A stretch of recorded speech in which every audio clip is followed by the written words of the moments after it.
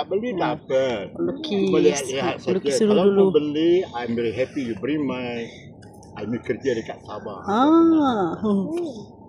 Ya, tengok ni semua local scene lah, semua Melaka. Yang ni kan, yang itu pemandangan di atas ya. Oh, nah.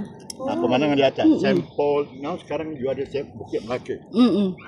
Atau dikenali, dulu dia orang panggil Sampel Hill. Tapi dalam tahun ni dia bikin Bukit Melaka. Bukit Melaka. Yang atas tu gereja. Gereja Sampel. Yang ini ya? Orang Portugis. Dia didiri pada tahun 1521. Wow, Lama, memang lama. Ini kalau turun di sana ya, kalau turun di sana, you akan jumpa rumah merah. Rumah merah. Dah pergi tempat ni? Belum lagi. Dia cuma naik sini dan boleh turun di sana. Oh, yang turun Boleh sana. turun di sana boleh, turun di sini pun boleh. Di mana-mana boleh turun. Yang ini ya? Ini? Yang mana? Kuburan ya? Ini kuburan orang Belanda. Tapi banyak ni tidak ada, banyak dia sudah diangkat. Cuma memorial saja. Kebanyakan yang mati semua kena penyakit. Yang ini. Orang perang ya. Penyakit malaria. Dulu punya. So kalau turun di sana lebih banyak pemandangan.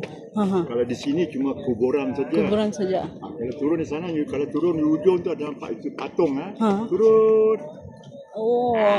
Jadi banyak pemandangan. Wah, good info. Pergi Rumah Merah and then boleh pergi Jonker Walk. Jonker Walk tak jauh daripada Rumah Merah. Cuma kalau di mata tu Rumah Merah, di Rumah Merah. Ini Rumah Merah. Dia cerita dia macam ni lah. Nanti saya cerita je sejarah dia. Ini Rumah Merah ni dia didiri oleh orang Belanda. Okey. Gereja. Nanti dia turun dia akan jumpa gereja Belanda. Masa Belanda ada di sini, tempat ni dia buat perkuburan. Dulu masa Portugis dia tak ada buat perkuburan, cuma untuk gereja saja. Okey. Ini sekarang ni gereja Melaka. Gereja orang Belanda. Yang ini jam besar. Ini oleh orang British. Dia akan jumpa di sana. Dia macam angle ada. Ini Sungai Melaka. Ini Sultan Melaka. Kopi boleh yang tu nak Dia boleh lihat dulu. Jangan marah-marah. Jangan senyum. Senyum saja. Wow, memang menarik lah. Dia cakap betul lah. Ya. Saya selalu dengar ini siapa Daniel, TikTok Daniel Iswadi. Iswadi dia TikToknya orang dalam Sabah Sarawaknya. Tapi buat masa sekarang ramai orang Sabah Sarawak. Kadang-kadang dia orang belajar sini, kadang-kadang dia orang buat rekolek, bekerja. Dia nak yang mana? Okey, yang ni. So, dia jual selalu 50. Tapi pagi tak kasih 50. Kalau dia boleh kasih, you nak ni? 50 boleh? 50. Sebab apa? Ni kerja. Ya, kerja tangan.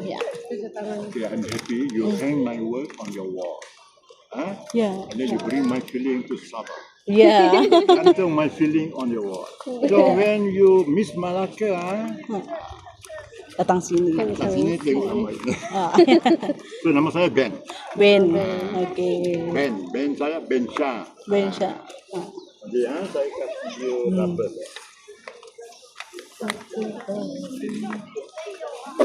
Wah, kita melancong. Hari ini ya? Ya, kita melancong sambil dapat dengar histori free daripada Pakcik ini.